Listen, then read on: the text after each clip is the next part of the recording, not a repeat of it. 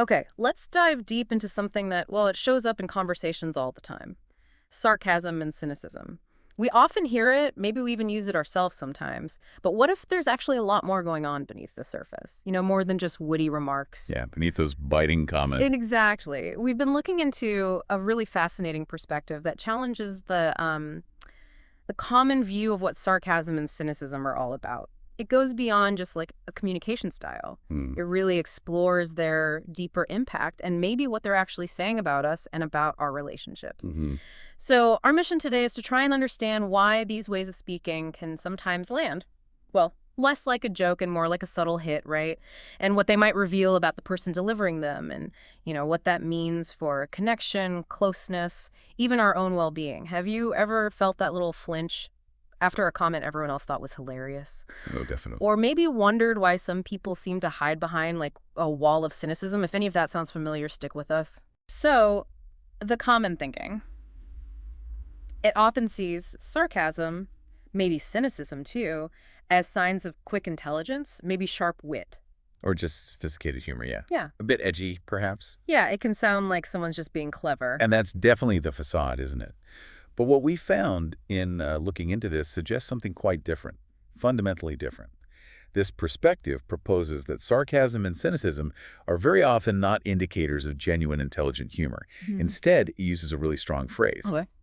Elegantly disguised forms of emotional violence. Wow. Emotional violence. That feels like a heavy label for what many people just think of as banter, It is a strong label, absolutely. Yeah. But the analogy used is just as powerful, and it helps explain it. It's described as like a knife wrapped in velvet. A knife wrapped in velvet. Okay, explain that. Well, the velvet is the wit, right? The clever phrasing, the plausible deniability of, oh, I was just kidding. It feels soft on the surface, maybe even amusing. But the underlying intention, the message, that's the knife. It's meant to cut. And even through the velvet, the blade can hurt deeply. It can leave a sting that lasts, That image. Yeah. The knife and velvet. It really clicks when you think about the kind of phrases that often follow a sarcastic comment, like they're trying to retract the blade. You hear things like, oh, I was just joking. Exactly. Or don't overreact. It's not a big deal. Or maybe, why are you so sensitive? Yes. Or the classic defense, can't you take a joke? The attempt to brush it off is always, hey, I was joking. Relax. This brings up a crucial point from this perspective. Why do those defenses often feel so inadequate, so hollow on a deeper level? The idea presented is that while your intellectual mind might process the words, try to rationalize. Like, okay, they're just like that. Or it's their sense of humor. Right, or I shouldn't be so sensitive. While that's happening, something deeper inside you is reacting. This view suggests that the soul hears the truth. The soul hears the truth. What does that mean here in this context? It means that the deeper part of us, that core self, it doesn't primarily process irony or that kind of cutting, dry sarcasm in the same way the intellect does. It registers the intention behind the words.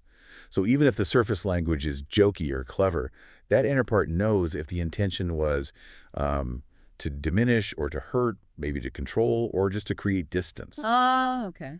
So the reading says that even as your mind is trying to make sense of it, your body knows, your soul feels, and that vulnerable inner child in you, the part that feels things really deeply, like when you were young, Yeah. that part shrinks a little. That physical tension you might feel, or that feeling of wanting to withdraw, that's your deeper self reacting to the underlying truth the sarcasm carries. So it's not really about how good you are at taking a joke. It's about what your whole being is sensing from the other person's underlying energy or intent. If that's the case, then what are these sarcastic comments actually saying if they aren't just jokes? The perspective talks about hidden messages, right? Exactly. They suggest that sarcastic remarks are very often, well, substitute languages. They stand in for unexpressed vulnerability, for needs that aren't being met, maybe for feelings the person just doesn't know how to say directly. Like an indirect channel for difficult stuff? Precisely. An indirect and maybe safer feeling channel for them. Can you walk us through a couple of examples, like what the sarcasm might be hiding? Absolutely. Let's take someone using sarcasm about lateness. Yeah. They say something cutting like, great that you're late again. Can't you afford a watch? Okay, so you'd think the issue is just about being on time. Right. But according to this view, the deeper unexpressed message might be something like, I feel invisible when you're not here on time.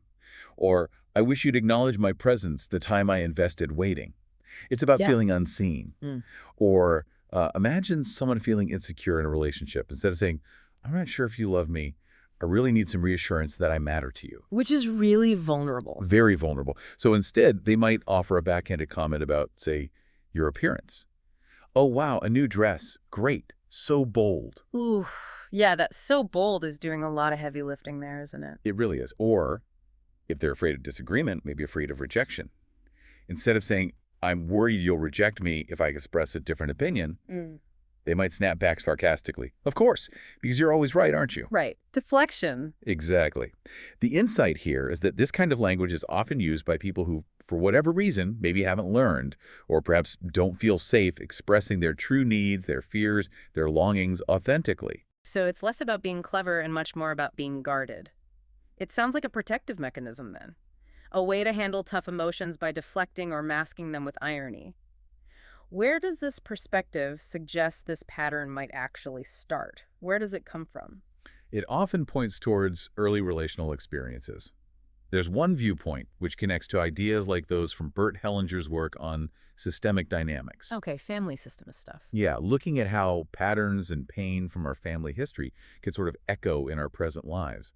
It suggests that deep cynicism, especially, can be a strategy, a way of cutting oneself off from unresolved pain tied to those primary relationships, often with a mother figure. Like a wall built way back then. A protective wall built early on, exactly, to keep that old hurt from bubbling up. Okay, so it becomes safer in a way. Well, safer, yeah. Safer to make light of everything, to joke cynically about oneself, others, life itself, even really fundamental things like love or spirituality. It's safer than expressing that deep, unmet need or that past hurt directly. Instead of being able to say, you know, Mom, I felt really bad when that happened, or Dad, I needed you and you weren't there, that vulnerability gets armored over. So the sarcasm becomes the armor and the cynicism is the wall, and that keeps the distance even when people are physically close. And it's important from this perspective to be clear about what cynicism isn't. It's not the same as genuine, quick-witted humor that comes from joy or real insight. It's not just a clever party comment that connects people through shared laughter. And it's definitely not healthy self-distance, where you can gently poke fun at yourself or a situation without any malice. Okay, so if it's not those things, what does this view say cynicism is then, at its core? It describes it more as a lack of capacity for authentic emotional expression. It could be shame that's been twisted, transformed into a kind of contempt for others, or even for oneself. Or sometimes it's seen as like inherited anger or pain, stuff from earlier generations in a family system that was never really processed or expressed healthily back then. So it was more like a symptom of something unresolved, not a sign of social skill. And the roots of that symptom often trace back to the environment growing up. Yes, it's suggested this can be learned, often in childhood homes where maybe emotional distance was valued more than closeness, where open displays of affection or vulnerability might have been met with awkwardness or mockery or is seen as a sign of weakness. So the child learns pretty fast that vulnerability isn't safe. Right, and that a sharp tongue or an ironic comment is a better defense, a better way to navigate that environment. So the child kind of swaps expressing a feeling for delivering a barb. Is that the idea? That's a good way to put it. Instead of learning to say, I love you, the communication pattern that develops might be a critical remark like, you got fat. Or instead of expressing genuine regret or empathy, saying, I'm sorry, it might come out as a sarcastic jab, like, oh, excuse me, princess. Yeah. The sharp, indirect comment replaces the vulnerable, authentic expression. Wow, that's a powerful idea, that the sarcastic comment is actually standing in for something much softer, much more vulnerable, that the person is just afraid to show. So if you encounter someone who uses this kind of sarcasm or cynicism a lot, how does this perspective suggest we should view them? Well, importantly, not with pity, and certainly not with superiority or judgment. The guidance is really to view them with awareness, to try and recognize that underneath that protective layer of sarcasm, there's almost always a story. And that story is usually one of unexpressed longing. Unexpressed longing for what? Often a deep, maybe unconscious desire for warmth, for recognition, for closeness. Or maybe simply for someone to finally see and acknowledge the hurt they've carried, perhaps for a very, very long time. Understanding that history, that potential underlying pain, that's really helpful context. But, and this seems important, what's also clear from this perspective is that understanding doesn't mean you just have to take it, right? It doesn't mean you become a punching bag. Absolutely not. That is a critical point. Mhm. Gaining insight into why someone behaves this way does not obligate you to tolerate behavior that is harmful to you. The perspective we explored strongly emphasizes that each person has their own boundaries. And there's a beautiful line in there that says, spirituality or understanding isn't about abandoning yourself. It's actually about returning to yourself. Returning to yourself. Yes, you are not required to sacrifice your own emotional or physical well-being out of some sense of duty or understanding for someone else's unresolved pain. Your well-being matters too. Okay, this leads us to some really important questions for you, the listener. If you find yourself frequently on the receiving end of someone's cynicism or sarcasm, Yes, this perspective really encourages you to turn inward, to ask yourself some vital questions about that interaction. Do I actually feel safe being open and vulnerable with this person? Really safe? Can I express softness, warmth, my authentic feelings around them? Or do I feel like I have to guard myself? And crucially, how do I feel physically and emotionally after talking to them? Do I feel expanded, energized, or do I feel like I've shrunk or closed down somehow? and if the answer to those questions points towards shrinking or closing down or feeling unsafe, Then that is absolutely vital information.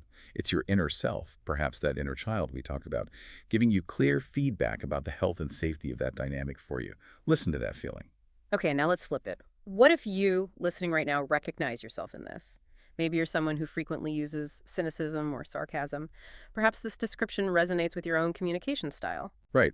The approach offered here isn't about immediate blame or self-judgment. It's actually quite gentle in that sense. Mm. But it's also pretty firm that hiding behind the excuse, oh, that's just my style or that's just how I am, isn't really engaging with yourself, honestly. It encourages you to look deeper, but with curiosity rather than criticism. Asking yourself the hard questions then. Yeah, asking things like, when did I first learn that mocking or deflecting felt better or safer than expressing warmth or needing a hug? Who am I really trying to bite or push away when I lash out with sarcasm, especially people I care about? Am I still genuinely connected to my heart when I speak? Or am I mostly operating from my tongue and my intellect as a defense mechanism? And if you feel ready, the invitation is maybe to start that process gently, kind of unraveling the armor. Exactly. And this might seem like it's just about words, relational dynamics. But the impact, according to this viewpoint, is actually huge. A few cutting jokes, exchanged regularly, can have a really significant effect on the person receiving them. It could potentially cause them to stop expressing their own authentic feelings, to sort of close in on themselves emotionally. And when that genuine voice, that ability to express vulnerability and feeling gets shut down, what happens then? Well, the perspective suggests that the body starts speaking for them, that unexpressed emotional truth can actually manifest physically How so? through things like chronic tension, recurring migraines, nervous otics, persistent background stress, maybe even issues like stuttering. Is the body's way of signaling that something vital is blocked, that something needs attention. It stops being just a figure of speech or a personality quirk. It becomes a physical or emotional call, a call for attention, for healing. It's not just a joke, it's a call. That's a really powerful reframing. It truly is. It shifts how you see it entirely. And the sources we explore, they leave us with this incredibly simple yet really profound statement. True love, that real living love, doesn't need irony. It just needs truth. It's truth. So wrapping up this deep dive, the core idea we've explored is that sarcasm and cynicism are often far more than just clever wordplay. They can be these sophisticated masks for deeper pain or fear or unexpressed longing, often rooted in early experiences. And their impact, both on the person using them and the person receiving them, is significant. It can shut down authentic expression, maybe even show up in the body. Yeah, the effects ripple outwards. So we encourage you, just notice in the coming week, pay attention to where sarcasm or cynicism shows up in your world, whether you're on the receiving end or perhaps recognizing it in yourself. See if you can maybe sense what might be the deeper unexpressed truth hiding behind the ironic or the biting words. Just notice. And building on that idea that sarcasm can often be a sign of unexpressed longing or fear, here's maybe a provocative thought to leave you with. What is one tiny, maybe almost imperceptible step you could take today, perhaps with someone you care about? A step towards expressing a genuine need or feeling directly, instead of wrapping it up in that velvet of irony or deflection. Just one small step toward truth instead of distance. What might that look like for you?